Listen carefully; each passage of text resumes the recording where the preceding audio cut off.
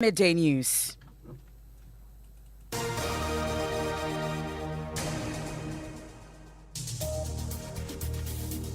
The news is live on Joy 99.7 FM here in Accra. It's also live on Love 99.5 FM in Kumasi. We're also on Sun City Radio in Keta. On Facebook, we're live streaming and also over 30 affiliates across Ghana's 16 regions, including Radio Justice in Tamale, Sky FM in Sunyani, Radio Fumbisi in Fumbisi, and Radio Max in Takrade. For our digital audience, you can also download the My Joy Online app from Play Store and App Store. Also on Spotify, you can listen live. In this edition, Ghana detects first case of Omicron strain of COVID-19 as the new variant spreads through the world with speed. We have details of how health officials detected that strain here in Ghana. NDC minority initiates investigation into alleged impersonation of MP for Dom Kwabenya, Sarah Adwasa, for whom the party believes someone else took her place on the floor during approval of the budget. The lady who was presented as Adwa Safo, it's beginning to appear that she may not be the one. And it's a matter that we are investigating seriously. But the majority NPP is describing the allegation as laughable. Goodness. Adwa was in the house. We even had a caucus meeting. She was there. We have details of that, and as Parliament begins consideration of estimates of ministries, departments and agencies, the NPP is reaching out to their colleagues for cooperation as the proposed e-levy is reduced by 0.25%. We have details of that in sports. Black Princesses have a World Cup qualifier against Zambia later this week. Head coach Ben Foucault has been speaking about what it will take Ghana to win. We have details in 20 minutes. And much later, Ekuapem Polo to serve 90-day jail term after losing appeal. That and more here on the Midday News with me, Emefa Apau.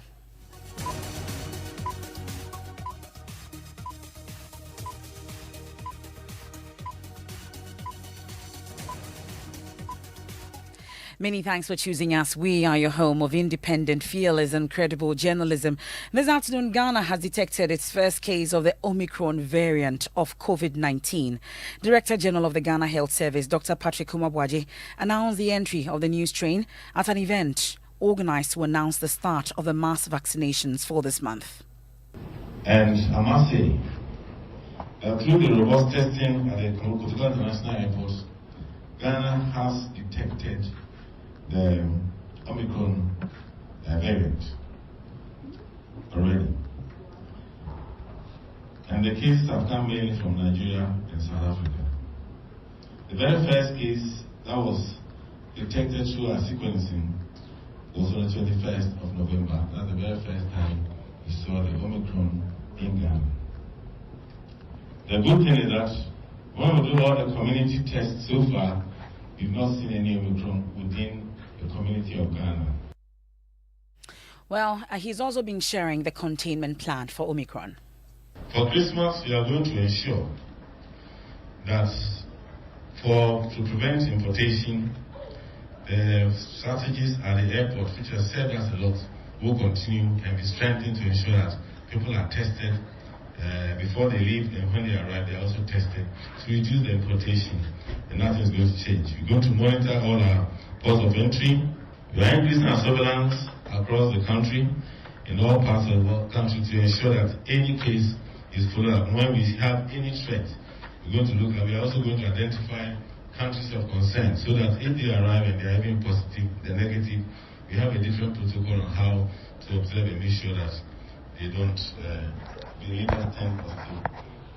And this is the reason why that to achieve the 20 million doses, as been promised, we're going to do this massive drive this month, and hopefully we can do at least 5 million people should be vaccinated within this period.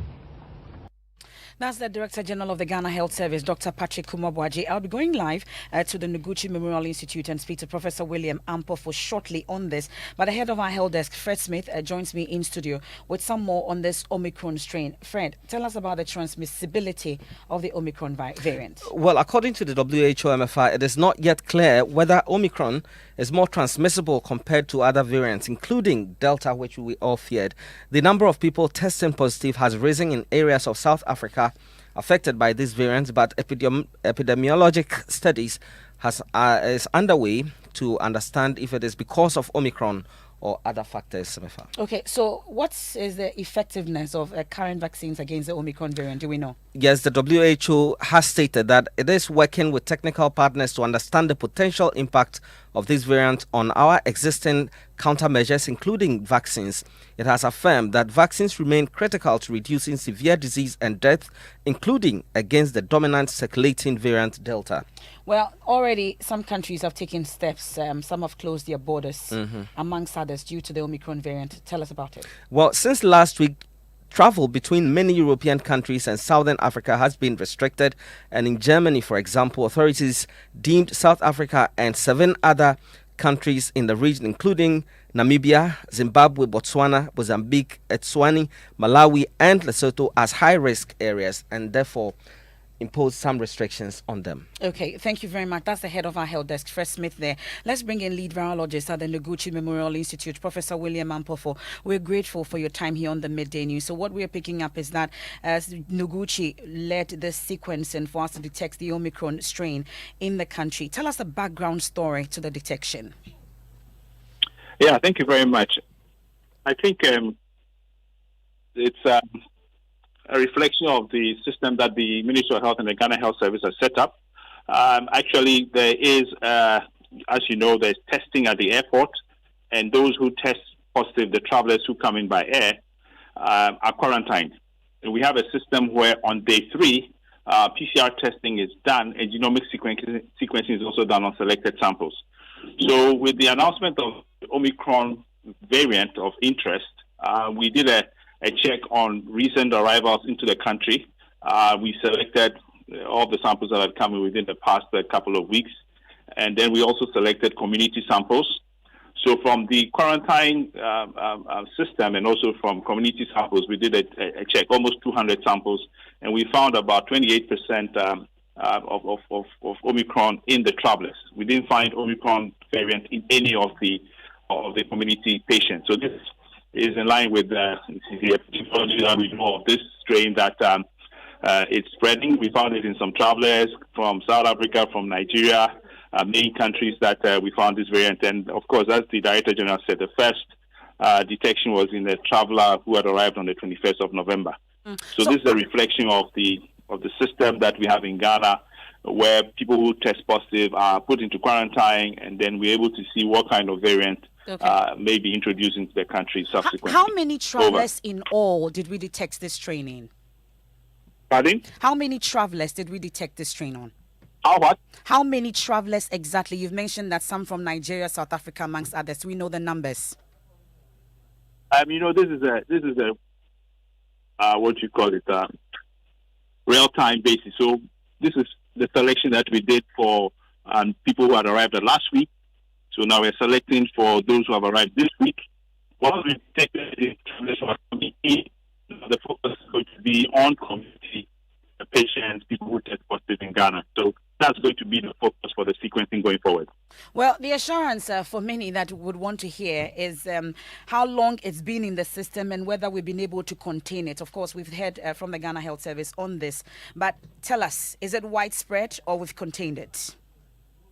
When you say is it widespread, what we have is we have detection in travelers. The first detection on the 21st of November. We don't have detection in community patients as of yet. But just like Delta spread all over, I think trying to say that you will contain it, it means that you're going to mitigate the spread. We will continue to look for it, and then as we get more information on the variant, its severity, its mildness, its spread, then we will be able to describe how it is behaving in our Ghanaian community. But we have not found it in our Ghanaian community so far. We've seen it in travelers who've arrived at the airport and have been quarantined. And contact tracing, you'd say, is underway on this? Yes, the Ghana Health Service has a contact tracing system in place, so we'll be working with them on this.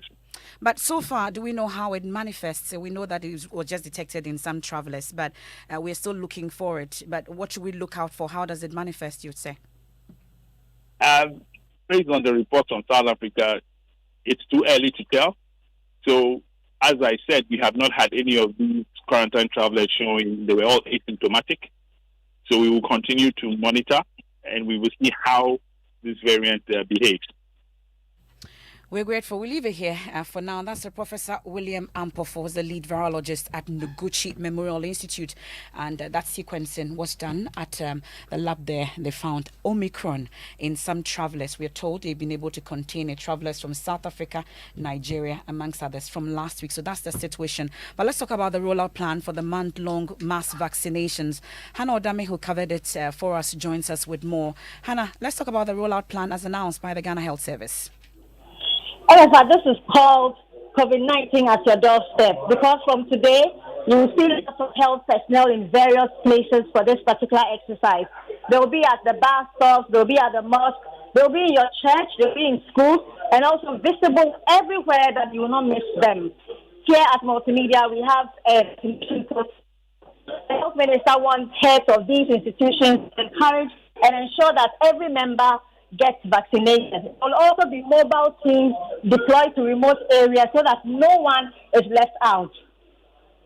To be available at all health facilities and temporary health posts to administer the COVID-19 vaccine to all persons 15 years and above.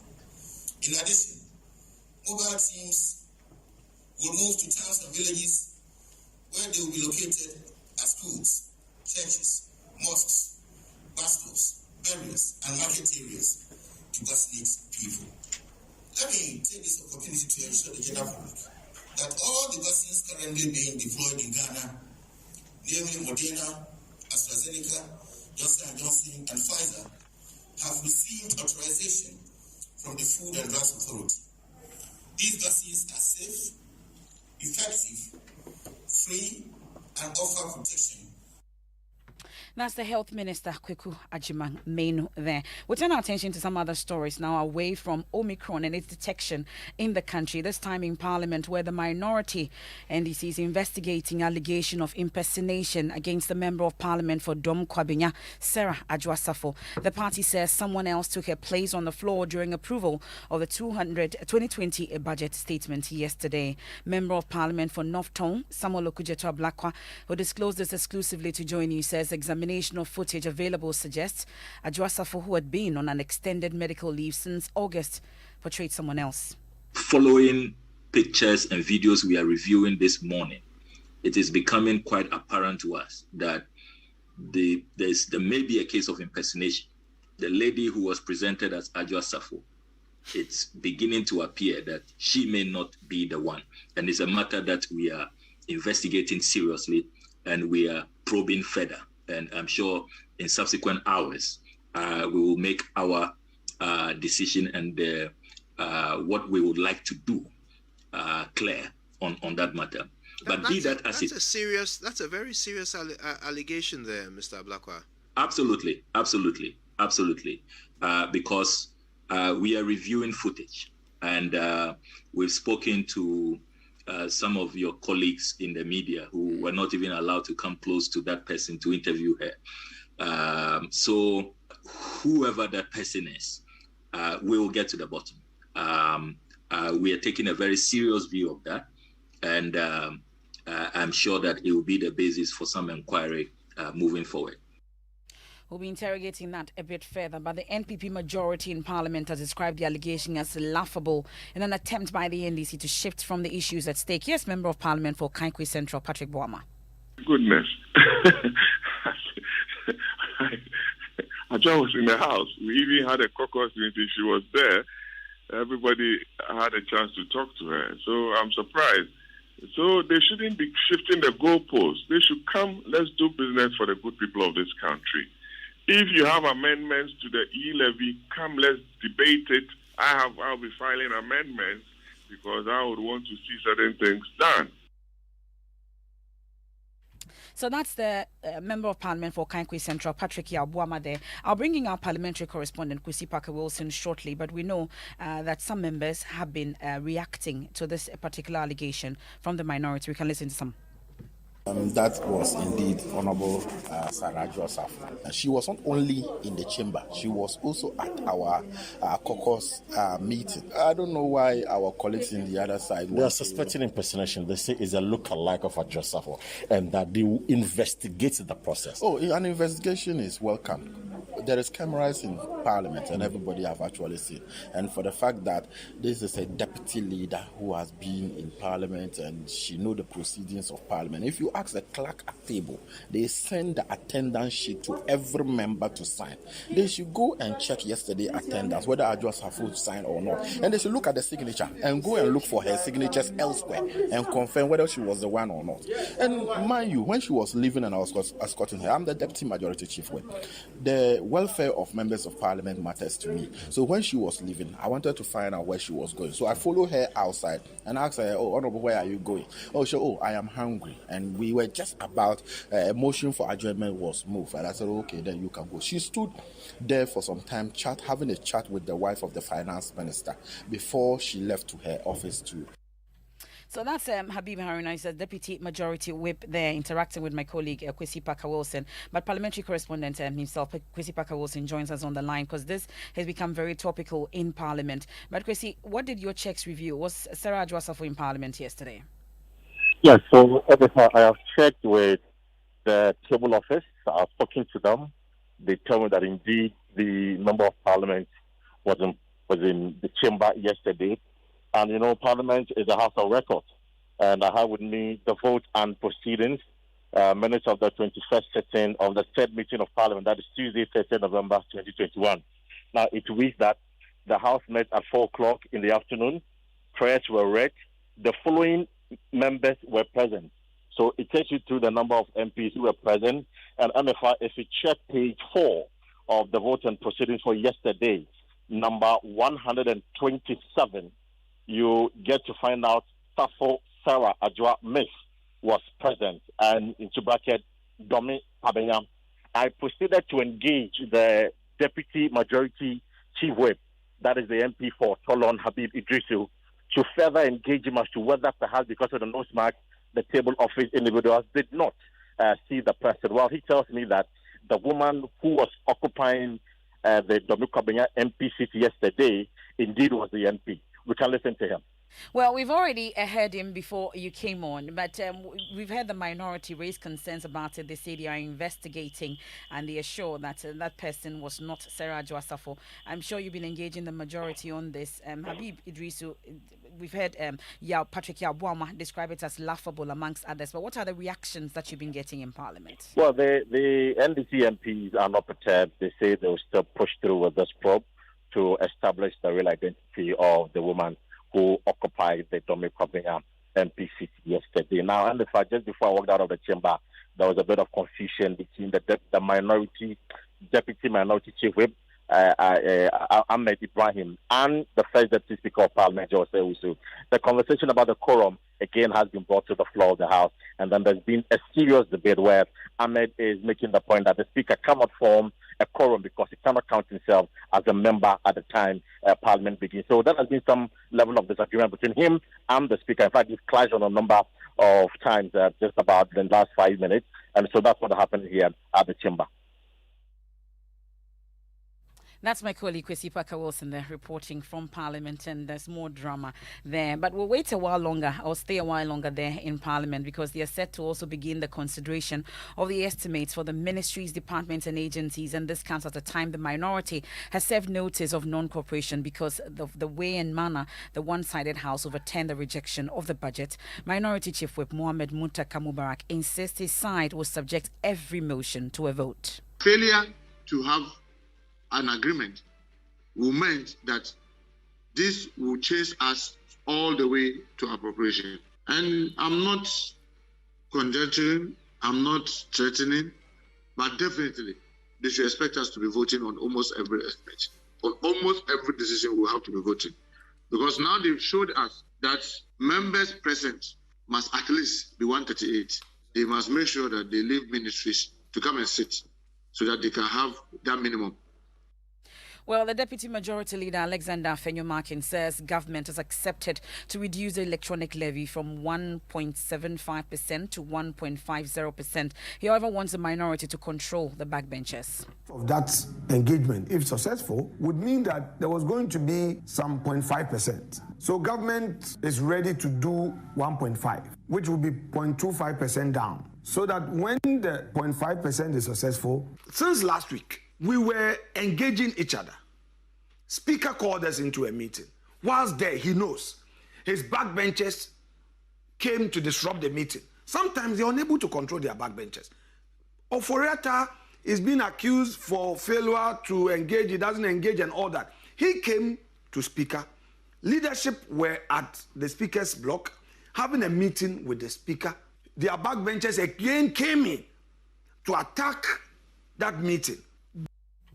That's Alexander Afenyo-Markin there. While the Institute of Statistical, Social and Economic Research, ISA, has described the 1.75% electronic transaction levy introduced by the government in the 2022 budget. Now we know it's been reduced to 1.50.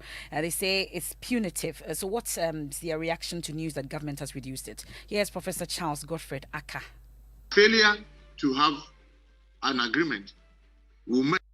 And we consider this particular e-levy as falling into one of the most inefficient ways of raising revenue, even though the government expects to raise as much as 6.9 billion. First, we think that this is over-optimistic from our own calculations, from the data from the mobile transactions that have gone on from Bank of Ghana, also from MTN. It doesn't look like, even if we allow the 1.75 to stay, government will not be able to raise 6.9 billion. The reason is that once such a tax is imposed, it's first is discriminatory. It's going because it just isolates and targets transactions of people who make transfers and payments through mobile money. That's Professor Charles Godfred Aka with ISA there speaking on PM Express last night with Evans Mensah. Well, this drama in Parliament yesterday continues to generate a lot of talk. Well, the Economic Fighters League, they are accusing the minority of colluding with the majority to impose the controversial 2022 budget on Ghanaians. In spite of all that happened yesterday, we know that the MPs staged a walkout. So though the minority has openly described the act as unconstitutional, the EFL says it is a ploy to save face while allowing Ghanaians to be further burdened by the budget. Ernesto Yeboah is Fighter General of the Economic Fighters League. That whole explanation is just a ruse to blindfold the people of Ghana into accepting the NDC's compromised position. They have failed us. They stabbed us in the back. And that's precisely what they did. I listened to the Member of Parliament, Okujeto Ablakwa, this morning, and when he was asked why they decided to stay away from the chamber, he said it was a strategic decision. I said, yes, it was a strategic decision. A strategic decision to scratch their back because they scratched your back. Well, my colleague Manuel Kranting was at that news conference held by the Economic Fighters League. You heard there, Ernesto Yeboah. He's supposed to be the Fighter General of the Economic Fighters League. Manuel, do they make any particular demand now that the budget has been approved? Well, MFR, you remember that last Friday, at the instance of the earlier rejection, they actually protested and went to Parliament making demands that ex gratia should be suspended, free fuel for Article 71 office holders, asking government to move from taxation to production and cutting down on expensive foreign travels, because all of these things were proposals that they made, and now as it has, as it were, falling through, they say that they are left with no other option. And as we've learned this afternoon, they say they are launching a political career to participate in the 2024 elections to provide a better alternative. The best way to expose a glass of dirty water is to place a glass of clean water by it. And so the Economic Fighters League will offer a platform for those Ghanaians who are of integrity and substance to contest the elections in 2024. We aim to fight the battle to rescue the country on two fronts, from the inside and from outside. That's Ernesto Yeboah there, Fighter General of the Economic Fighters League. This is the Midday News. You're listening to it live here on Joy 99.7 FM in Accra, also on Love 99.5 FM in Kumasi, and over 30 affiliates, including Sun City Radio in Keta, Radio Fumbisi, and also on my joyonline.com app, and of course Spotify. Our top stories: Ghana detects first case of Omicron strain of COVID-19 as a new variant spreads through the world with speed. We are told that we are containing it properly here in the country, but it's a good time to grab your nose mask. When we return, we have sports, and then I'll tell you more about the Joy Prime Made in Ghana Fair, and of course the Joy News Habitat Fair in Kumasi, amongst others. Please stay with us.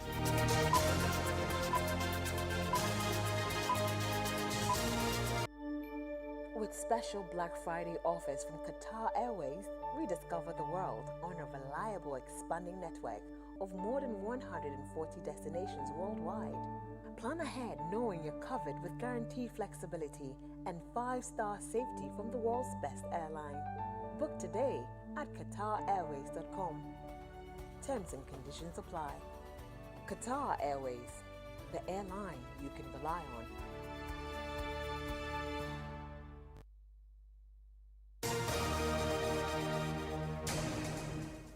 Many thanks for your company. Muftal Nabila has sports. Black Princesses will face the young couple of Zambia later this week in a FIFA U20 World Cup qualifiers. Head coach of the team, Ben Foucault, is very confident he's had enough preparations to win this game. I think it's about 3 months ago we started the campaign, making sure that we can have a formidable team to represent the nation. At this stage, you can see that we are now departing to Skaka.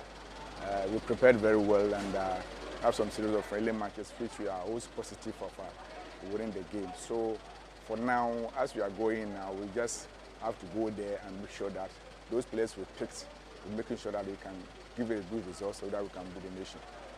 That is Black Princesses head coach Ben Foucault. Have you bought your house already? Or you're building? I am yet to. Okay, so to build or to buy? To build. Okay, so that's the question we're still trying to answer as we head to the Kumasi edition of the Joy News Habitat Fair 2021. It's happening live. It's just a matter of hours now. But the fair is expected to give stakeholders the opportunity to explore opportunities in the real estate market.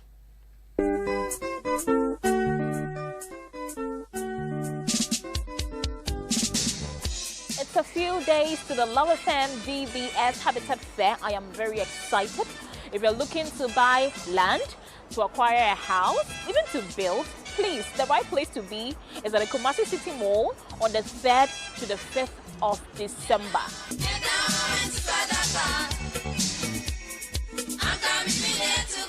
The theme is home ownership, to build or to buy. Take a listen to DBS Industries, lead sponsor of the Love FM Habitat Fair. We are already running a promotion dubbed the Bosu Free. Bosu Free is about DBS giving you free installation on all your roofing. All you need to do is to buy the materials, that's the roofing sheets or your trusses, and we will come and install it for you at no cost.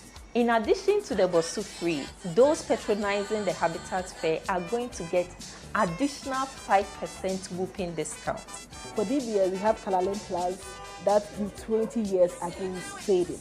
Our 20 years warranty is not just word of mouth, it's a certificate we are issuing to our customers. So for your roofing sheets, you need to come for DBS Kalalin Plus. It has a self-cleansing property that normally washes the surface of the sheet anytime it rains. So those of you in the dusty areas, new sites, DBS recommend Kalalin roofing sheet to you. Heinz Street Enterprise has assured patrons of reduced and affordable products. Rexford Brobe is director.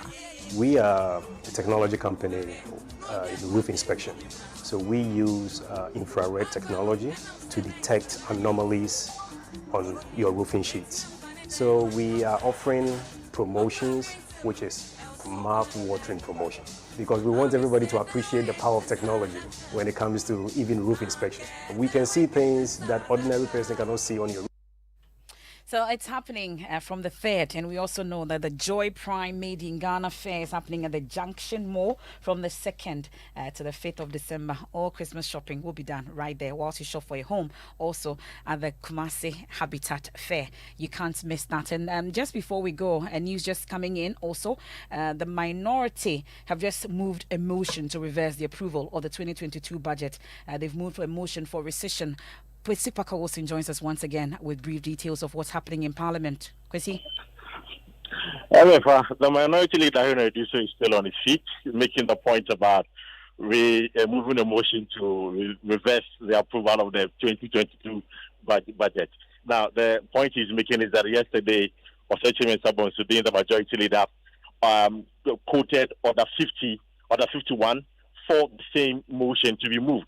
And so he's using the same thing and accusing the Speaker of betraying the standing orders because as a Speaker, when you assume the chair as a Speaker, you cannot count yourself as a member of the House. So that debate is ongoing. The majority caucus of the House is shouting and banging the tables whilst the minority caucus is also doing the same. So we are yet to get to the conclusion of this motion that has been moved by the minority leader, Harry Naitusu.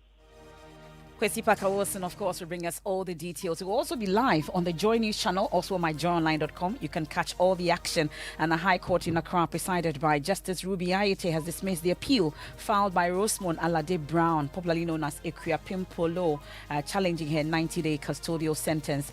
She's back to that jail term again. There's more news when you log on to myjoyonline.com. We are investigating alleged impersonation of Adwoasafo in Parliament. That's according to Okujeto Ablakwa. That and more on myjoyonline.com. In the meantime, continue to watch what you say. That's a topic for Living Word with Pastor Mensa Otabil. I am MFA Apa.